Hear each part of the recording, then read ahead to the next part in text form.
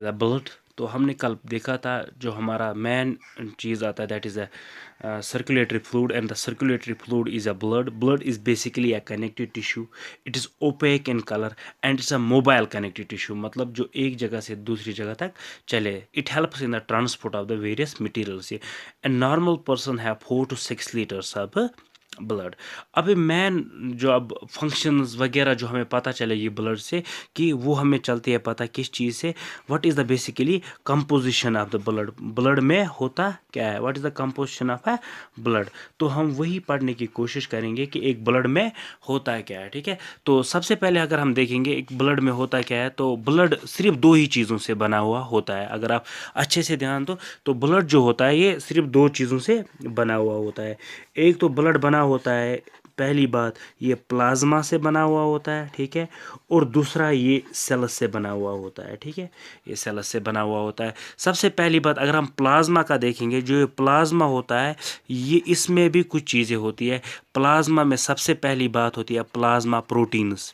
ठीक है, plasma proteins होते हैं इसमें, वे आर प्लाज्मा प्रोटीन्स.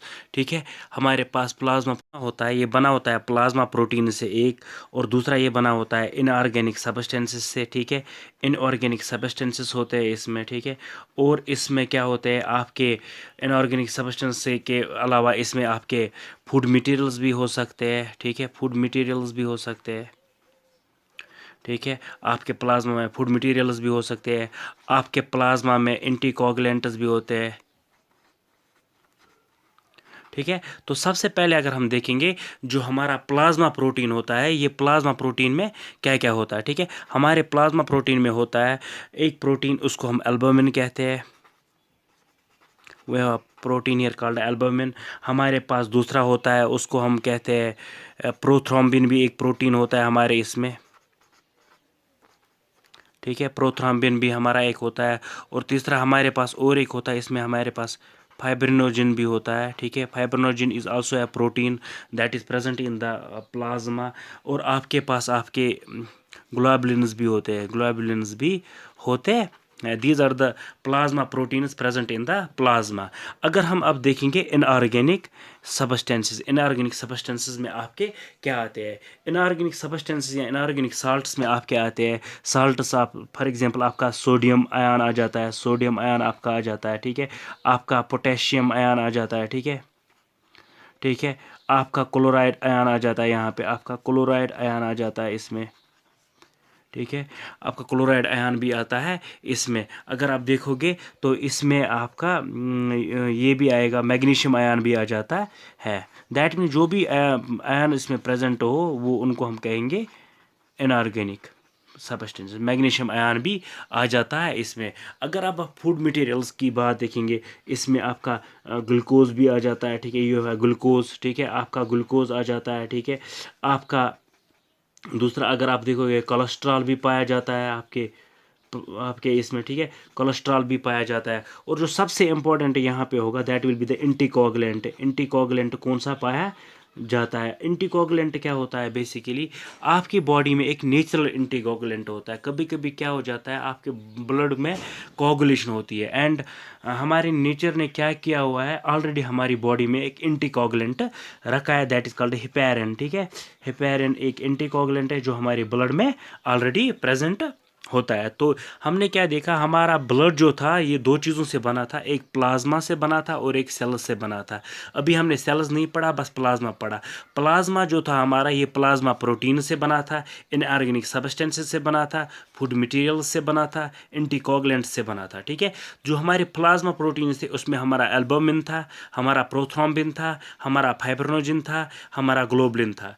इनकी फंक्शंस हम आगे देखेंगे, आगे पढ़ेंगे दूसरे टॉपिक में. ठीक है, लेकिन उससे पहले हम देखेंगे हमारे ब्लड में होता क्या क्या है. ठीक है, इनऑर्गेनिक सब्सटेंसेस में हमारा सोडियम आयन होता है, पोटेशियम आयन होता है, क्लोराइड आयन होता है और मैग्नीशियम आयन भी होता है. ठीक है, हमारे प्लाज्मा में फूड मटेरियल्स भी पाए जाते हैं, और उन फूड मटेरियल्स में सबसे इंपॉर्टेंट पाया जाता है आपका ग्लूकोज पाया जाता है, आपका कोलेस्ट्रॉल पाया जाता है, और आपकी बॉडी में एंटीकोगुलेंट भी पाया जाता है. और एंटीकोगुलेंट कौन सा वाला है, हेपेरिन वाला.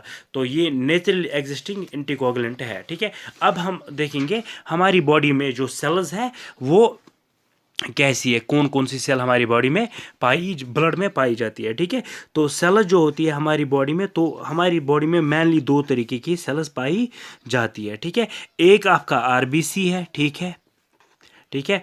एक आपका डब्ल्यूबीसी है, ठीक है। आपका आरबीसी है, आपका डब्ल्यूबीसी है, ठीक है। आरबीसी का फुल फॉर्म हुआ रेड ब्लड सेल्स, ठीक है, इनको एरिथ्रोसाइट्स भी कहते हैं। और डब्ल्यूबीसी का फुल फॉर्म हुआ वाइट ब्लड सेल्स, इनको ल्यूकोसाइट्स भी कहते हैं, जो हम आगे पढ़ेंगे। पहले हम इनका कंपोजिशन देखेंगे। आरबीसी में तो आपको पता ही आपका हीमोग्लोबिन होता है, लेकिन डब्ल्यूबीसी की आपके दो किस्में हो सकती है। You can have two types of है डब्ल्यूबीसी। एक होता है ग्रैन्युलोसाइट्स, ठीक है, और दूसरा हो सकता है ग्रैन्युलोसाइट्स, ठीक है। You can have two types of WBC, agranulocytes and granulocytes. Agranulocytes में आपकी दो आ जाती है, you have two types in the agranulocytes, ठीक है। आपका मोनोसाइट आ जाएगा, ठीक है, monocyte is a type of agranulocyte. आपका दूसरा आ जाएगा दैट इज ए लिम्फोसाइट, ठीक है, lymphocyte. These are the agranulocytes. और हमारी बॉडी में तीन तरीके के ग्रेनुलोसाइट्स हो सकते हैं। We can have three types of the granulocytes. और तीन तरीके का, उसमें सबसे पहला आता है इसिनोफिल्स,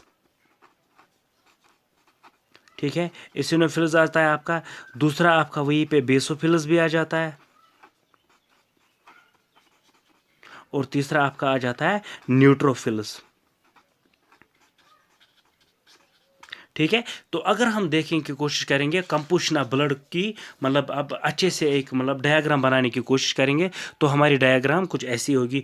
हमारा ब्लड होगा सबसे पहले, ठीक है, ठीक है। हमारा ब्लड होता है, ब्लड की यहाँ पे दो चीज़ें हो सकती है। ब्लड में प्लाज्मा होता है, ठीक है, और सेल्स होती है। और एक चीज़ होती है दैट हम उनको कहते हैं फॉर्मड एलिमेंट्स, ठीक है, वो हम अलग से आपको पढ़ाएंगे, ठीक है।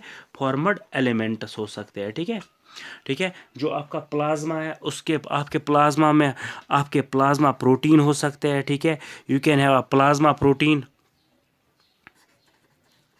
प्लाज्मा प्रोटीन हो सकता है आपके प्लाज्मा में, ठीक है। जो हमने बताया प्लाज्मा प्रोटीन में चार तरीके के प्रोटीन हो सकते हैं आपके, ठीक है।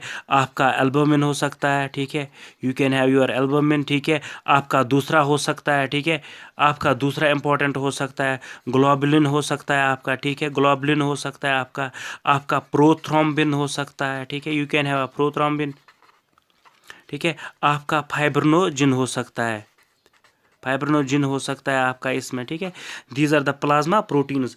आपके प्लाज्मा में प्रोटीन्स के अलावा इनऑर्गेनिक साल्ट्स भी हो सकते हैं, ठीक है, इनऑर्गेनिक साल्ट्स भी हो सकते हैं, जिनमें हमने बताया आपको बहुत सारी चीज़ें आती है, जैसे कि आपका सोडियम आता है, पोटेशियम आता है, वगैरह आता है, ठीक है।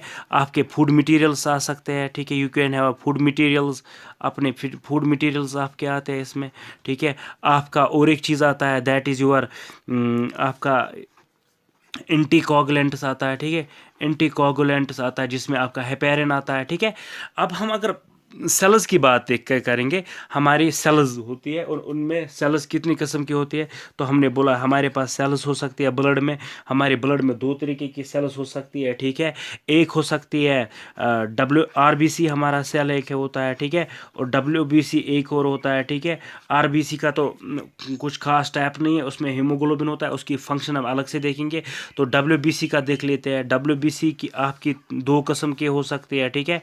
आपका एग्रेनुलोसाइट्स हो सकता है, यू कैन हैव एग्रेनुलोसाइट्स, ठीक है, यू कैन हैव एग्रेनुलोसाइट्स। आप में ग्रेनुलोसाइट्स हो सकती है, ठीक है। एग्रेनुलोसाइट्स की मैंने बोला दो किस्में हैं। आपका मोनोसाइट एक आता है, मोनोसाइट, और दूसरा आएगा लिम्फोसाइट, ठीक है। ग्रेनुलोसाइट्स की भी तीन किस्में आती है आपके। ग्रेनुलोसाइट का आपका पहला आता है इसिनोफिल्स, आपका दूसरा आता है बेसोफिल्स, आपका तीसरा आता है न्यूट्रोफिल्स। तो ये जो है ये this is the composition of a blood. हम हर एक का अलग अलग से फंक्शन पढ़ने की कोशिश करेंगे अगले टॉपिक में। This is all about the composition of the blood, हमारे ब्लड में होता क्या है।